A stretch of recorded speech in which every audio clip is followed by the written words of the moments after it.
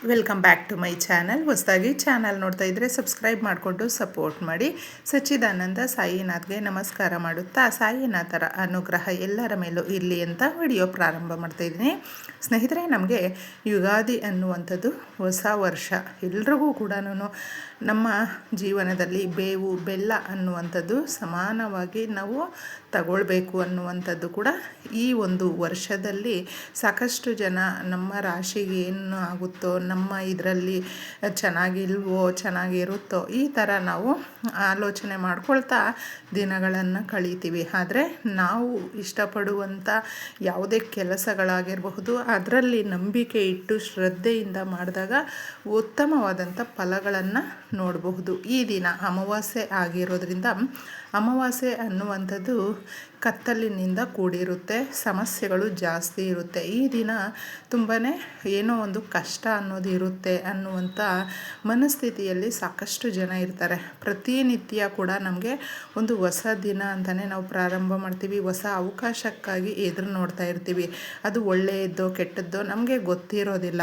ನಾವು ಮಾಡುವಂಥ ಕೆಲಸಗಳಲ್ಲಿ ಉತ್ತಮವಾದಂಥದ್ದನ್ನು ಕಂಡುಕೊಂಡು ಈ ಪರಿಹಾರಗಳನ್ನು ಮಾಡಿಕೊಂಡ್ರೆ ಮಾತ್ರ ನಮ್ಮ ಜೀವನದಲ್ಲಿ ಸಾಕಷ್ಟು ನೆಮ್ಮದಿಯಾಗಿ ಇರಬಹುದು ಅಂತ ಈ ಪರಿಹಾರದಲ್ಲಿ ತಿಳಿಸ್ತಾ ಇದ್ದೀನಿ. ಇದನ್ನು ತುಂಬಾ ಸರಳ ವಿಧಾನದಲ್ಲಿ, ಯಾಕಂದರೆ ತುಂಬ ಜನಕ್ಕೆ ಈಗ ಅಮಾವಾಸ್ಯೆ ಬಂದಿರೋದ್ರಿಂದ ಮನೆಯಲ್ಲೂ ಕೂಡ ಆ ಹಬ್ಬದ ಕ್ಲೀನಿಂಗ್ ಅನ್ನುವಂಥದ್ದು ತುಂಬ ಹಿಂದೆಯೇ ಮಾಡ್ಕೊಂಡು ಬಿಟ್ಟಿರ್ತಾರೆ. ಅಂದರೆ ಸೋಮವಾರದ ದಿನಗಳಲ್ಲೇ ಯಾರು ಮಾಡ್ಕೊಳ್ಳೋದಕ್ಕಾಗಿರೋದಿಲ್ಲ ನೋಡಿ ಅಂತಹವ್ರು ಎಲ್ಲರೂ ಕೂಡ ಈ ದಿನ ನಮಗೆ ಅಮಾವಾಸ್ಯೆ ಬಂದಿರೋದ್ರಿಂದ ಗುರುವಾರ ಬೆಳಗ್ಗೆನೇ ಮುಗಿದೋಗುತ್ತೆ. ಅದು ಮುಗಿದ ಮೇಲೆ ದೇವ್ರ ಮನೆ ಕ್ಲೀನ್ ಮಾಡಿಕೊಂಡು ಮನೆಯನ್ನು ಕ್ಲೀನ್ ಮಾಡಿಕೊಂಡು ಕೂಡ ಪೂಜೆಯನ್ನು ಮಾಡಬಹುದು. ನಿಮ್ಮ ಪದ್ಧತಿಗೆ ಅನುಗುಣವಾಗಿ ಭಯಪಡುವಂಥ ಅವಶ್ಯಕತೆ ಇಲ್ಲ.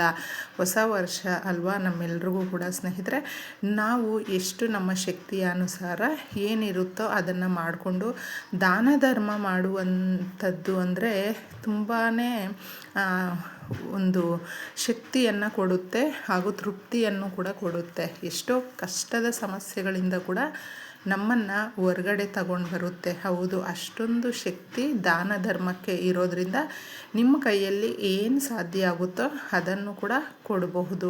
ಇನ್ನು ಮುಖ್ಯವಾಗಿ ಅಮಾವಾಸ್ಯೆ ರಾತ್ರಿಗಳಲ್ಲಿ ಮಾಡುವಂಥ ಪರಿಹಾರಗಳು ನಮಗೆ ಕೈ ಹಿಡಿಯುತ್ತೆ. ಈ ದಿನಗಳಲ್ಲಿ ಮುಖ್ಯವಾಗಿ ನಾವು ಪಿತೃದೇವತೆಗಳನ್ನು ಆರಾಧನೆ ಮಾಡುವಂಥದ್ದು. ಪಿತೃದೇವತೆಗಳು ಕೂಡ ಬಹಳ ಮುಖ್ಯ ನಮ್ಮ ಜೀವನದಲ್ಲಿ. ಯಾಕಂದರೆ ಅವರು ನಮ್ಮನ್ನು ಈ ಪ್ರಪಂಚಕ್ಕೆ ತಂದಿರುವಂಥದ್ದು. ಅದು ನಮ್ಮ ಅಜ್ಜ ತಾತ, ಇನ್ನು ಅವರ ಅಪ್ಪ ಅಮ್ಮ, ಈ ಥರ ಯಾರೇ ಇರಬಹುದು, ಅವರನ್ನು ಈ ದಿನ ನೆನೆಸ್ಕೊಳ್ಳಿ ಹಾಗೂ ಕಾಗೆಗಳಿಗೆ ಏನಾದರೂ ಆಹಾರವನ್ನು ಕೊಡ್ತಾ ಬಂದಾಗ ಈ ಪಿತೃಶಾಪ ಅನ್ನೋದೇನೇ ಇರುತ್ತೆ ನೋಡಿ, ಅದರಿಂದ ಹೊರಗಡೆ ಬರಬಹುದು. ಹಸುಗಳಿಗೆ ಏನಾದರೂ ಗೋಮಾತೆಗೆ ತಿನ್ನಿಸೋದ್ರಿಂದ ಕೂಡ ನಾವು ಮುಕ್ತಿ ಹೊಂದಬಹುದು. ಅಂದರೆ ಪಿತೃಗಳ ಶಾಪದಿಂದ ನಾವು ಅದಕ್ಕೆ ಏನಾದರೂ ಗುರಿಯಾಗಿದ್ದರೆ ಪೂರ್ತಿಯಾಗಿ ತೊಲಗೋಗ್ಬಿಡುತ್ತೆ ಅಂತ ಹೇಳಬಹುದು. ಅಮಾವಾಸ್ಯೆ ಅನ್ನುವಂಥದ್ದು ಇಷ್ಟು ವಿಶೇಷತೆಯಿಂದ ಇರುತ್ತೆ. ಇನ್ನು ಮುಖ್ಯವಾಗಿ ನಮ್ಮ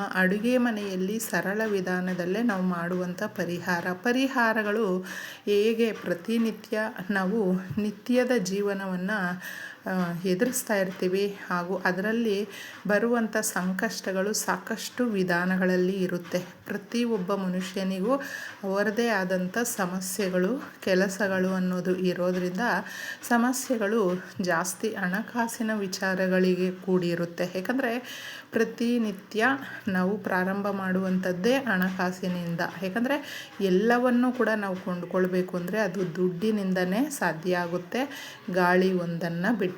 ಇನ್ನು ನಾವು ಹಣಕಾಸು ಅನ್ನುವಂಥದ್ದು ಬೇರೆ ಬೇರೆ ರೀತಿಯಲ್ಲಿ ಆದಾಯದ ಮಾರ್ಗಗಳು ಮನುಷ್ಯನಿಗೆ ಜಾಸ್ತಿ ಮಾಡಿಕೊಂಡಾಗ ಮಾತ್ರ ನಾವು ಸಮಸ್ಯೆಗಳಿಂದ ಹೊರಗೆ ಬರಬಹುದು. ಇದನ್ನು ಪ್ರಾಕ್ಟಿಕಲ್ಲಾಗೂ ಕೂಡ ಯೋಚನೆ ಮಾಡಬೇಕು. ನಾವು ಸುಮ್ಮನೆ ಕೂತ್ಕೊಂಡು ನಿತ್ಯ ದೇವ್ರ ಪೂಜೆ ಮಾಡ್ತಾ ಇರ್ತೀವಿ ಅಂತ ಹೇಳಿದ್ರೂ ಕೂಡ ನಮಗೆ ಆಗೋದಿಲ್ಲ. ನಾವು ಭಗವಂತನನ್ನು ಕೂಡ ನಮ್ಮ ಕೆಲಸಗಳಲ್ಲೇ ನೋಡ್ಕೊಳ್ಬೇಕು. ಅಂದರೆ ಕಾಯಕವೇ ಕೈಲಾಸ. ಕೆಲಸ ಮಾಡ್ತಾ ಭಗವಂತನನ್ನು ನೆನೆಸ್ಕೊಂಡು ಈ ಪರಿಹಾರಗಳನ್ನು ಯಾರು ಮಾಡ್ತಾ ಇರ್ತಾರೆ ನೋಡಿ, ಆದಾಯದ ಮಾರ್ಗಗಳು ಜಾಸ್ತಿ ಆಗುತ್ತೆ. ಒಂದು ಪ್ಲೇಟನ್ನು ತಗೊಳ್ಳಿ, ಸ್ವಲ್ಪ ಅದರಲ್ಲಿ ಅಕ್ಕಿಯನ್ನು ಹಾಕಿ ₹1 ಕಾಯಿನನ್ನು ನೀವು ಇಟ್ಟು, ಒಂದು ವೀಳ್ಯದೆಲೆಯನ್ನು ಇಟ್ಟು, ನೀವು ಅರಿಶಿಣದಿಂದ ಒಂದು ಚಿಕ್ಕದಾಗಿ ಈ ರೀತಿ ನಾವು ಗಣಪತಿಯನ್ನು ಮಾಡ್ತೀವಲ್ವ, ಆ ಥರ ಮಾಡಿ ಅರಿಶಿಣ ಕುಂಕುಮ ₹1 ಕಾಯಿನು ನೀವು ಇದರ ಮೇಲೆ ಇಡಬೇಕು. ಈ ಪರಿಹಾರ ಬಂದು ಅಡುಗೆ ಮನೆಯಲ್ಲಿ ರಾತ್ರಿ ನಾವು ಇನ್ನೇನು ಮಲಗ್ತೀವಿ ಅನ್ನುವ ಸಮಯದಲ್ಲಿ ಮಾತ್ರ ಮಾಡ್ಕೊಳ್ಬೇಕಾಗುತ್ತೆ. ರಾತ್ರಿ ಅನ್ನುವಂಥದ್ದು ಪ್ರಕೃತಿಯಲ್ಲಿ ತುಂಬಾ ಸಮಾಧಾನವಾಗಿ ನಿಶ್ಶಬ್ದವಾಗಿ ಇರೋದರಿಂದ ದೇವತೆಗಳಿಗೆ ಹಾಗೂ ನಾವು ಇಷ್ಟಪಡುವಂಥ ಪಿತೃದೇವತೆಗಳನ್ನು ಕೂಡ ಆರಾಧನೆ ಮಾಡೋದರಿಂದ ಕೋರಿಕೆಗಳು ಬೇಗ ಈಡೇರುತ್ತೆ, ಇಷ್ಟಾರ್ಥಗಳು ನೆರವೇರುತ್ತೆ. ಮನೆಯಲ್ಲಿ ಇರುವಂಥ ದರಿದ್ರಗಳು ಸಮಸ್ಯೆಗಳು ಕಾಡ್ತಾ ಇದ್ದಾಗ, ಯಾಕಂದರೆ ನಮಗೆ ಸ್ವಲ್ಪ ದಿನ ಅದು ಕಾಡ್ತಾ ಇದೆ ಅಂತ ಹೇಳಿದ್ರೆ ಏನಾದರೂ ಸರಿ ಮಾಡ್ಕೊಳ್ಬಹುದು ಅಂತ ಹೇಳ್ತೀವಿ. ಆದರೆ ರಿಪೀಟ್ ಸಮಸ್ಯೆಗಳು ಬರ್ತಾನೇ ಇದೆ, ಒಂದ್ರ ಮೇಲೆ ಒಂದು ಕಷ್ಟಗಳು ಯಾವ ರೀತಿ ಮನುಷ್ಯ ತಡ್ಕೊಳ್ಳೋದು ಗೊತ್ತಾಗೋದಿಲ್ಲ. ಅಂತಹ ಸಮಯಗಳಲ್ಲೇ ಮಾಡುವಂಥ ಪರಿಹಾರಗಳಲ್ಲಿ ಇದು ಕೂಡ ಒಂದಾಗಿರೋದ್ರಿಂದ ಇದನ್ನು ಮಾಡ್ಕೊಳ್ಳಿ. ನಮ್ಮ ಮನೆಯಲ್ಲಿ ಇರುವಂಥ ಅಲಕ್ಷ್ಮಿಯನ್ನು ನಾವು ಮನೆಯಿಂದ ಹೊರಗಡೆ ಹಾಕಬಹುದು. ಯಾವಾಗ ನೆಗೆಟಿವನ್ನು ನಾವು ಹೊರಗಡೆ ಹಾಕ್ತೀವಿ ನೋಡಿ, ಆಗ ನಮ್ಮ ಮನೆಯಲ್ಲಿ ಪಾಸಿಟಿವ್ ಆಗಿ ಇರೋದಕ್ಕೆ ಪ್ರಯತ್ನ ಪಡುತ್ತೆ. ಪಾಸಿಟಿವ್ ವೈಬ್ಸ್ ಅನ್ನೋದು ಯಥೇಚ್ಛವಾಗಿ ಬರೋದಕ್ಕೆ ಸಾಧ್ಯ ಆಗುತ್ತೆ. ಅದಕ್ಕೋಸ್ಕರ ಮೊದಲು ಈ ಕೆಲಸ ಮಾಡ್ಕೊಳ್ಳಿ, ಬಹಳ ಉತ್ತಮವಾಗಿರುತ್ತೆ. ಇಷ್ಟನ್ನು ಅರೇಂಜ್ ಮಾಡಿದ್ದೆ ನೀವು ಸ್ಟವ್ ಮೇಲೆ ಆದರೂ ಇಡಬಹುದು, ಸ್ಟವ್ ಕೆಳಗಡೆ ಆದರೂ ಇಡಬಹುದು. ಈ ರೀತಿ ಇಡಬೇಕಾದ್ರೆ ಮುಖ್ಯವಾಗಿ ಸ್ಟವನ್ನು ಕೂಡ ನಾವು ನೀಟಾಗಿ ಒರೆಸಿ, ರಾತ್ರಿ ಸಮಯಗಳಲ್ಲಿ ಪಾತ್ರೆಗಳನ್ನು ತೊಳೆದು ಅಡುಗೆ ಮನೆಯನ್ನು ಕೂಡ ನೀಟಾಗಿ ಶುಚಿ ಮಾಡಿ ಇಟ್ಕೊಂಡಾದಮೇಲೆ ಮಾಡುವಂಥ ಪರಿಹಾರ ಇದಾಗಿದೆ. ಅದಕ್ಕೆ ಈ ಥರ ಮಾಡಿ ರಾತ್ರಿ ಒಂದು ಸರಿ ನೀವು ಈ ಥರ ಸ್ಟವ್ ಮೇಲೆ ಇಟ್ಟು ಹೋಗಿ ಮಲ್ಕೊಂಡ್ಮೇಲೆ ಮತ್ತೆ ತೆಗಿಯೋದಾಗಲಿ ಅದನ್ನು ನೋಡೋದಾಗಲಿ ಮಾಡೋದಕ್ಕೆ ಹೋಗಬೇಡಿ. ರಾತ್ರಿ ಪೂರ್ತಿ ನಕಾರಾತ್ಮಕ ಶಕ್ತಿಗಳನ್ನು ಅಬ್ಸರ್ವ್ ಮಾಡುವಂಥ ಕೆಲಸ ಈ ವಸ್ತುಗಳು ಮಾಡ್ತಾ ಇರುತ್ತೆ. ಇನ್ನು ಮಾರನೇ ದಿನ ಎದ್ದ ತಕ್ಷಣ ನೀವು ಕೈ ಕಾಲು ಮುಖ ತೊಳ್ಕೊಂಡು ಇದನ್ನು ತಗೊಂಡೋಗಿ ಹಚ್ಚ ಹಸಿರಾಗಿರುವಂಥ ಗಿಡ ಮರಗಳ ಹತ್ರ ಎಲ್ಲಾದರೂ ಒಂದು ಕವರಲ್ಲೇ ತಗೊಂಡೋಗಿ ಹಾಕ್ಬಿಟ್ಟು ಬನ್ನಿ. ಅದರಲ್ಲಿ ಇರುತ್ತೆ ನೋಡಿ ₹1, ಅದಕ್ಕೆ ಇನ್ನಷ್ಟು ಸೇರಿಸಿ ನೀವು ಯಾರಿಗಾದರೂ ದಾನ ಮಾಡಿ.